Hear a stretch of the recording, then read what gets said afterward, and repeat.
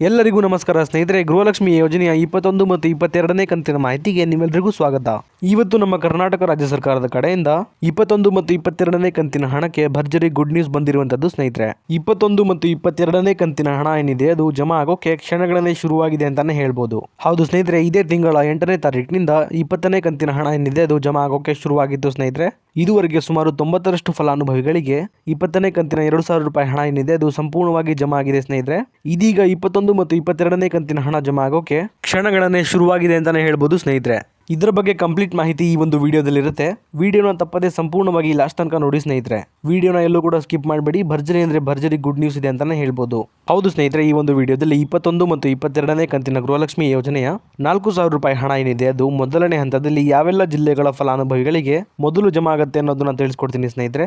ಅದೇ ರೀತಿ 21 ಮತ್ತು 22ನೇ ಕಂತಿನ ಹಣ ಯಾವಾಗ ಜಮಾ ಆಗುತ್ತೆ ಅನ್ನೋದನ್ನು ಕೂಡ ತಿಳಿಸ್ಕೊಡ್ತೀನಿ ಸ್ನೇಹಿತರೆ. ವಿಡಿಯೋನ ಎಲ್ಲೂ ಕೂಡ ಸ್ಕಿಪ್ ಮಾಡದೆ ಸಂಪೂರ್ಣವಾಗಿ ನೋಡಿ ಸ್ನೇಹಿತರೆ. ಅದಕ್ಕೂ ಮುಂಚೆ ನೀವೇನಾದರೂ ನಮ್ಮ ಕನ್ನಡ ನ್ಯೂಸ್ ಒನ್ ಚಾನಲ್ಗೆ ಮೊದಲನೇ ಸಲ ಭೇಟಿ ಕೊಟ್ಟಿದ್ರೆ ದಯವಿಟ್ಟು ಸಬ್ಸ್ಕ್ರೈಬ್ ಮಾಡ್ಕೊಳ್ಳಿ ಸ್ನೇಹಿತರೆ. ಇದೇ ರೀತಿ ಗೃಹಲಕ್ಷ್ಮಿ ಯೋಜನೆಯ ಎಲ್ಲ ಹೊಸ ಮಾಹಿತಿಗಳನ್ನ ಪ್ರತಿದಿನ ನಿಮಗಾಗಿ ಕೊಡ್ತಾ ಹೋಗ್ತೀನಿ.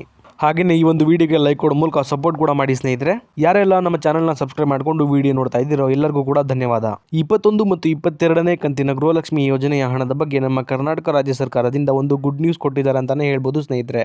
ಅದೇನಪ್ಪಾ ಅಂದ್ರೆ 21 ಮತ್ತು 22ನೇ ಕಂತಿನ ಗೃಹಲಕ್ಷ್ಮಿ ಯೋಜನೆಯ 4,000 ರೂಪಾಯಿ ಹಣ ಏನಿದೆ ಅದು ನಾಳೆಯಿಂದ ಒಟ್ಟು 3 ಹಂತಗಳಲ್ಲಿ 4,000 ರೂಪಾಯಿ ಹಣ ಏನಿದೆ ಅದು ನಮ್ಮ ರಾಜ್ಯದ ಎಲ್ಲಾ ಫಲಾನುಭವಿಗಳಿಗೆ 21 ಮತ್ತು 22ನೇ ಕಂತಿನ ಹಣ ಏನಿದೆ ಅದು ಬಿಡುಗಡೆ ಮಾಡುವ ಪ್ರೊಸೆಸ್ ಸ್ಟಾರ್ಟ್ ಆಗುತ್ತೆ ಅನ್ನುವಂತ ಒಂದು ಗುಡ್ ನ್ಯೂಸ್ ಕೊಟ್ಟಿದ್ದಾರೆ ಅಂತಾನೆ ಹೇಳ್ಬೋದು ಸ್ನೇಹಿತರೆ. ಹೌದು ಸ್ನೇಹಿತರೆ, 21 ಮತ್ತು 22ನೇ ಕಂತಿನ 4,000 ರೂಪಾಯಿ ಗೃಹಲಕ್ಷ್ಮಿ ಹಣ ಏನಿದೆ ಅದು ಮೊದಲನೇ ಹಂತದಲ್ಲಿ ಸುಮಾರು 15 ಜಿಲ್ಲೆಗಳಿಗೆ ಜಮಾ ಮಾಡಲು ರಾಜ್ಯ ಸರ್ಕಾರ ಮುಂದಾಗಿದೆ ಅಂತಾನೆ ಹೇಳ್ಬೋದು ಸ್ನೇಹಿತರೆ.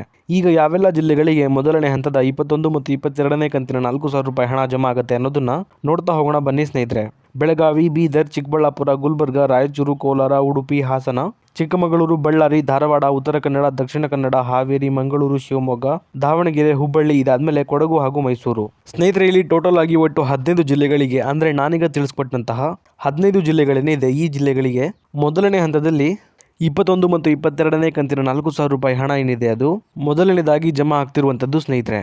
ಈಗ ನಿಮ್ಮೆಲ್ಲರಿಗೂ ಇಲ್ಲೊಂದು ಕ್ಲಾರಿಟಿನ ಕೊಡ್ತೀನಿ ನಾನು. ಅದೇನಪ್ಪಾ ಅಂದ್ರೆ ಈಗ ನಾನು ತಿಳಿಸ್ಕೊಟ್ಟಿರುವಂತಹ 15 ಜಿಲ್ಲೆಗಳೇನಿದೆ ಈ 15 ಜಿಲ್ಲೆಗಳಿಗೆ ಸಂಪೂರ್ಣವಾಗಿ 21 ಮತ್ತು 22ನೇ ಕಂತಿನ ಹಣ ಏನಿದೆ ಅದು ಎಲ್ಲಾ ಫಲಾನುಭವಿಗಳಿಗೆ ಒಟ್ಟಿಗೆ ಜಮಾ ಆಗೋದಿಲ್ಲ ಸ್ನೇಹಿತರೆ. ಇದರ ಬದಲಾಗಿ ಹಂತವಾಗಿ ಇದೇ ಜೂನ್ ತಿಂಗಳ 30ನೇ ತಾರೀಕು ಮುಗಿಯೋದ್ರೊಳಗೆ ಸಂಪೂರ್ಣವಾಗಿ ಎಲ್ಲಾ ಫಲಾನುಭವಿಗಳಿಗೆ 21 ಮತ್ತು 22ನೇ ಕಂತಿನ 4,000 ರೂಪಾಯಿ ಹಣ ಏನಿದೆ ಅದು ಜಮಾ ಆಗುತ್ತೆ ಸ್ನೇಹಿತರೆ. ಅಲ್ಲಿವರೆಗೂ ಕೂಡ ನೀವು ವೇಟ್ ಮಾಡಬೇಕಾಗತ್ತೆ.